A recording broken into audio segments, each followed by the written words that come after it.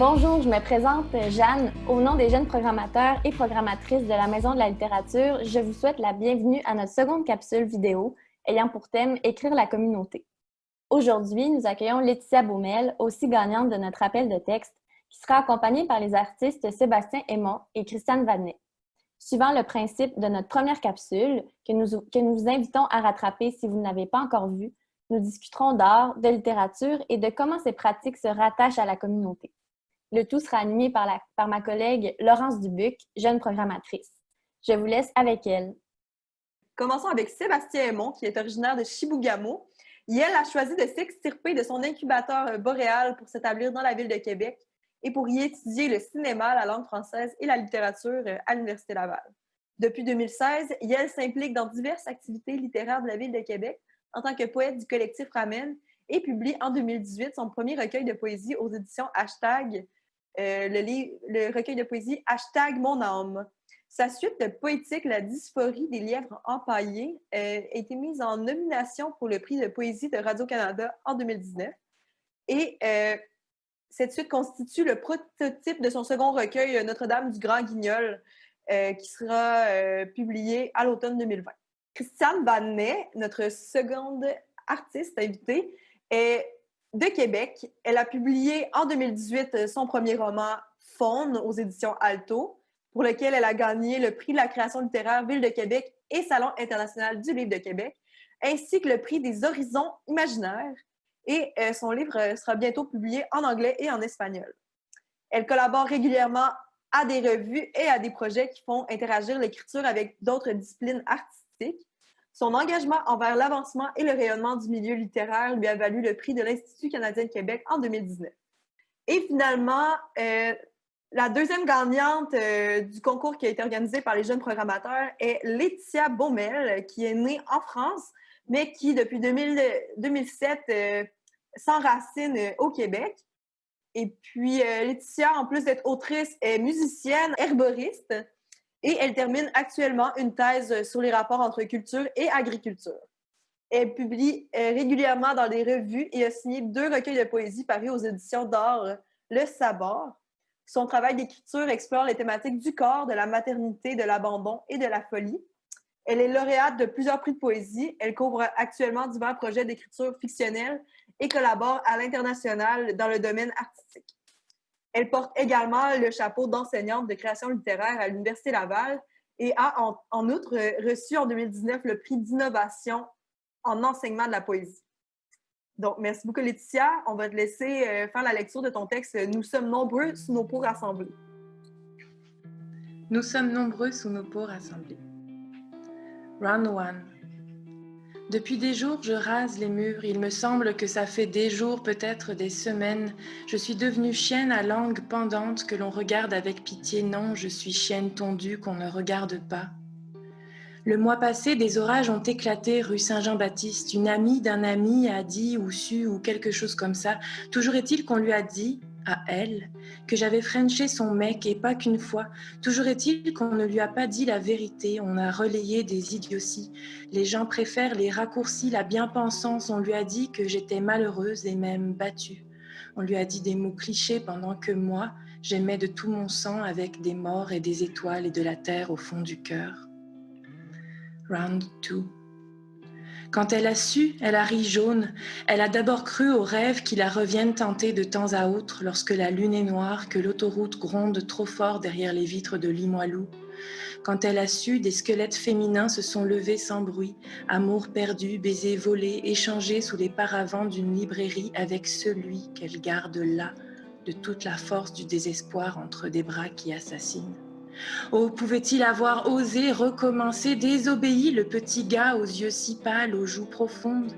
Pouvait-il avoir traversé l'enceinte de la ville sans permission, marché sur les fortifications jusqu'au plus sombre de la nuit? Était-il possible de faire exploser si facilement les barrages qui nous sauvent des fureurs, des sables roses, de l'incendie? Dans le centre de Québec, comment savoir si les trottoirs nous mènent à destination? Comme elle, je redoute la fonte des alliances, la migration des êtres chers qui se distillent en larmes brunes sur les murs de ma cité. Depuis des jours, je longe l'épine des rues, rongée par l'idée du mal qui s'insinue dans mon cerveau, par cette idée que nous péchons, nous, femmes cerclées de serpents fous, porteuses d'épidémies, nos ventres couvrent la récolte, le désolement des permanences. Mais tout de même, depuis des jours, je m'étiquette, je suis salope parmi les riens. Depuis des jours, je me violente, je m'altère. On a scellé ma voix, mise au banc ce que je suis. Pour le crime d'avoir aimé, je suis salie et je suis tue. J'écris pour une ville qui ne me lira pas. Round 3.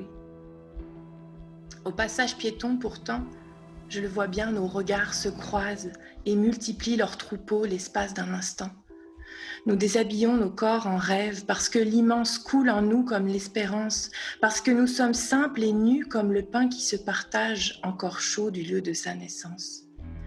Nous naviguons d'un corps à l'autre, ne savons pas encore que nous sommes nombreux sous nos peaux rassemblées.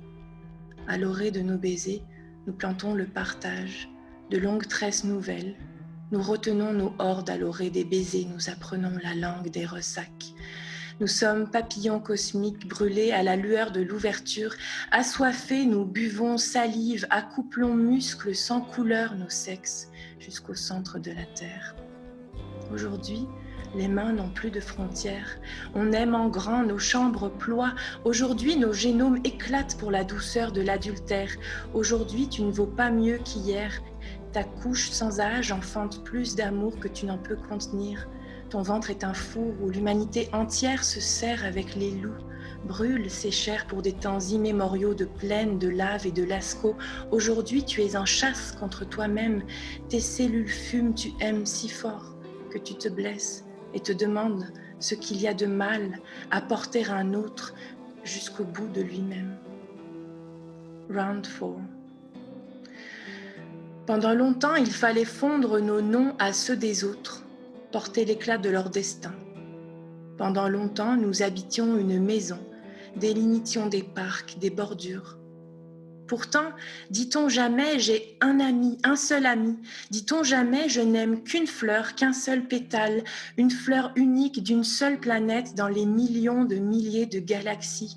Dit-on « la seule couleur de mon monde, c'est le bleu qui se décline à l'infini sur les vagues et les vitres de l'immeuble, sur ton épaule, mon amour, quand tu t'éveilles après nos coups de jalousie ».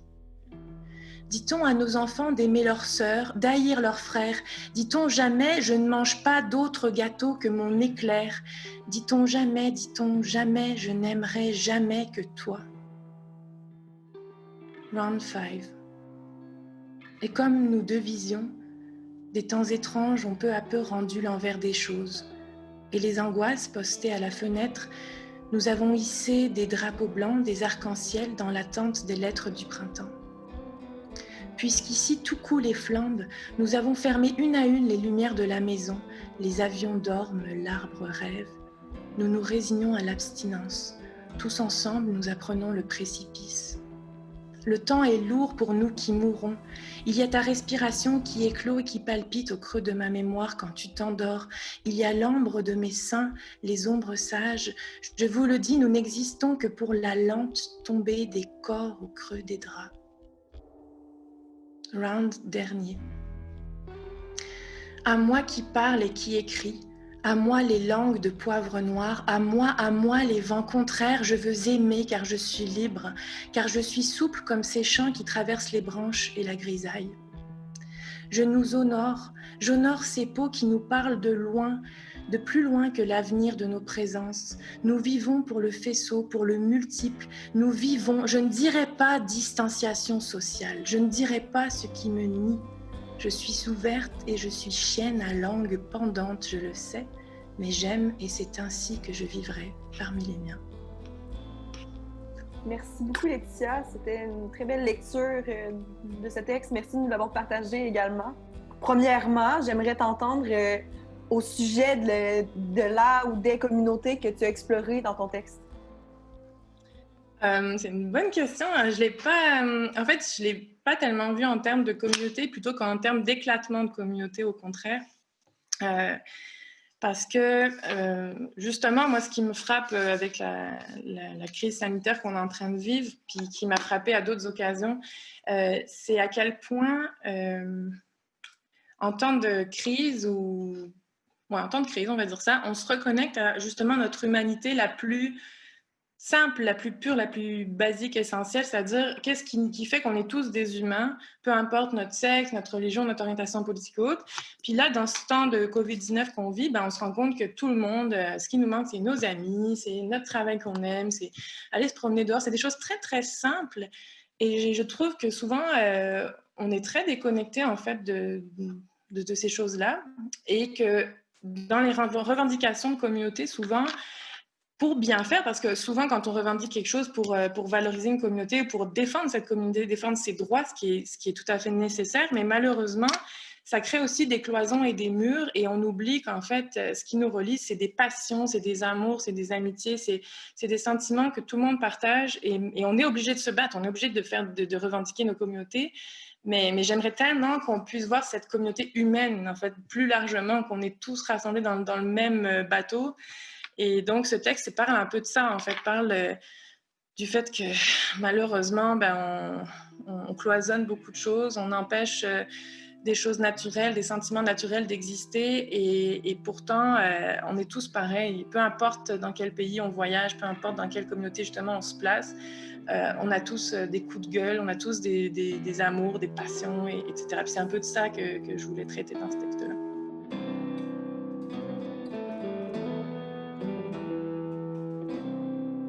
Ma première lecture du texte de Laetitia, parallèle que j'ai dressé avec ma propre démarche, c'est que j'avais l'impression, en fait, d'une forme d'intimisme, une très, très, très campée et assumée comme telle.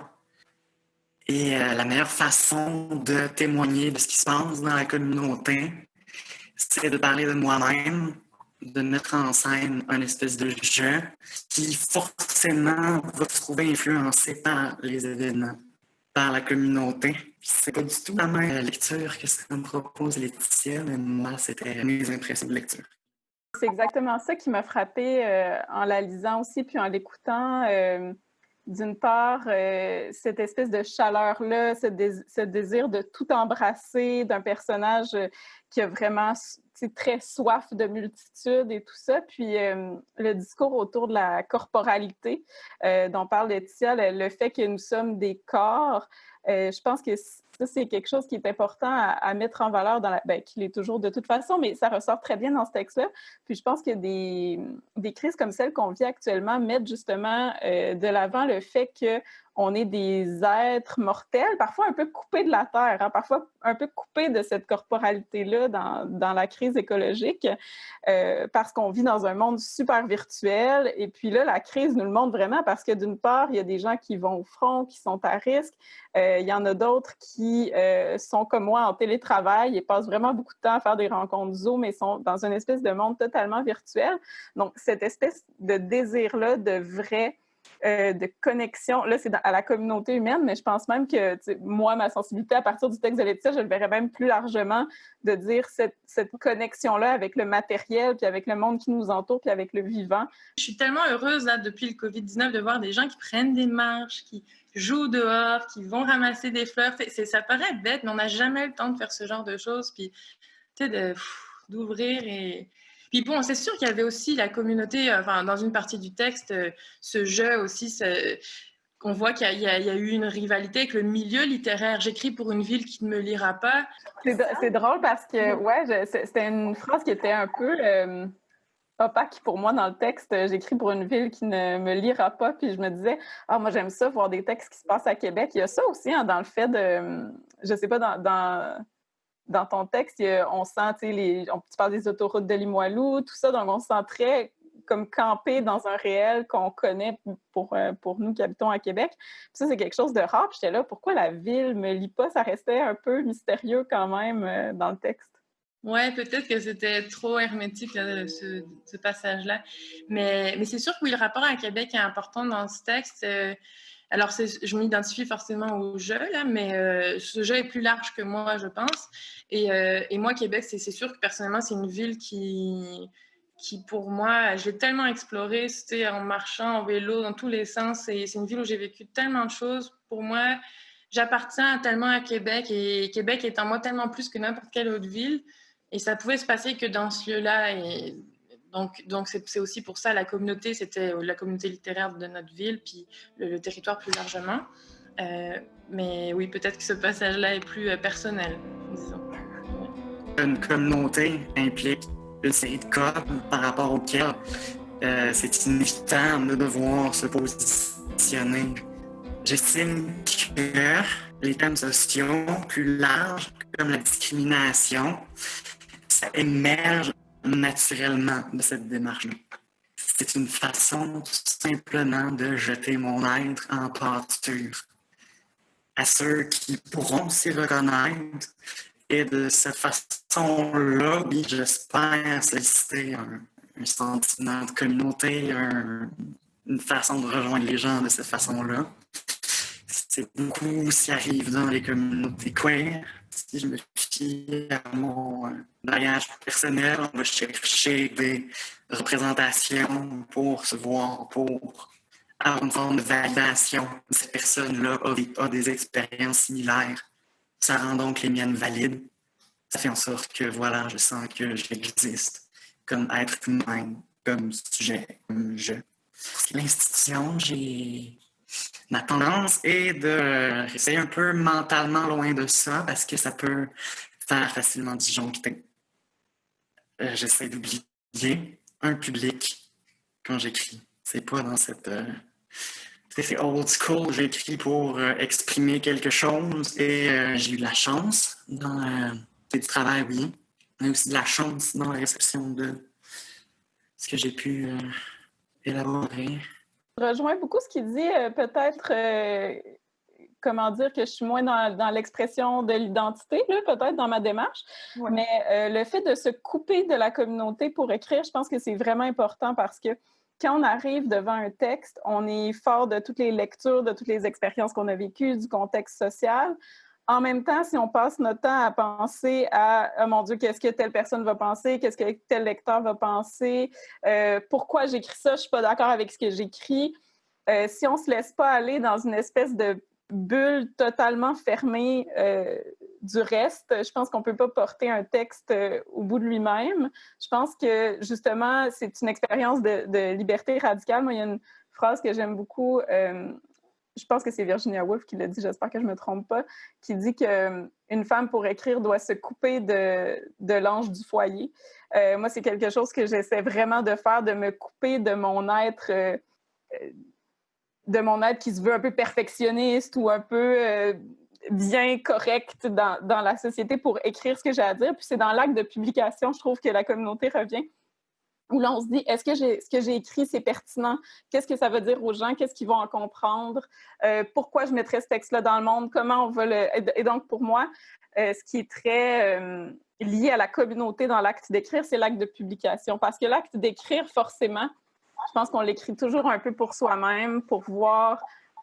Moi, j'ai l'impression de me construire un exosquelette là, quand j'écris. C'est comme ça que j'ai l'impression d'un peu comprendre mes questionnements par rapport à l'univers, par rapport au monde, essayer de me construire comme une coquille, puis d'acquérir une forme de connaissance. Mais en même temps, c'est une quête qui est très personnelle. Et puis, j'exclus pas qu'il y a des gens qui doivent écrire des textes et ne pas vouloir les publier aussi, parce qu'au final, c'est quelque chose, justement, qui relève moins du discours social, mais plus de la démarche personnelle. Donc, je pense qu'il y a comme une articulation dans ces deux gestes-là qui n'est pas du tout la même. Puis c'est tout à fait difficile, comme le dit Sébastien, si on se met à penser à un lecteur. Moi, après avoir publié mon premier livre, j'avais toujours un petit éditeur là, comme ça sur le bord de ma tête qui me parlait. Là. En ce qui avait trait à Ramel, j'ai l'impression que de notre côté, c'est une posture très, très, très campée. Puis c'est ce qui fait un peu notre spécificité dans le milieu, qui est le fait d'avoir un pied dans l'institution littéraire et un pied dans le milieu communautaire, au sens strict du terme. Et c'est justement de cette façon-là, dans notre éventail de public, qu'on va chercher cette idée-là de communauté. Je pense notamment à certains spectacles bénéfices qu'on avait faits, notamment pour l'organisme Lune, Projet Lune, qui est un abri pour les femmes travailleuses du sexe, Ouais, ben, tu sais, je veux dire, c'est central dans mon rapport à la communauté, ce que je fais dans Ramène. Les liens avec les résidences de Laetitia, mais en fait, je suis présentement, comme par hasard, dans le tout nouveau local de Ramène, qu'on partage avec plusieurs artistes, notamment des artistes visuels. J'ai à côté de moi un chapeau encore fabriqué par un de nos artistes en résidence permanente. C'est cette espèce de connivence là, qu'on va souvent chercher à cultiver avec Ramène. Je trouve ça intéressant comme la démarche de Laetitia d'aller vers des mondes complètement autres parce que ce serait triste aussi si la littérature restait seulement une affaire de femmes blanches privilégiées comme je peux l'être.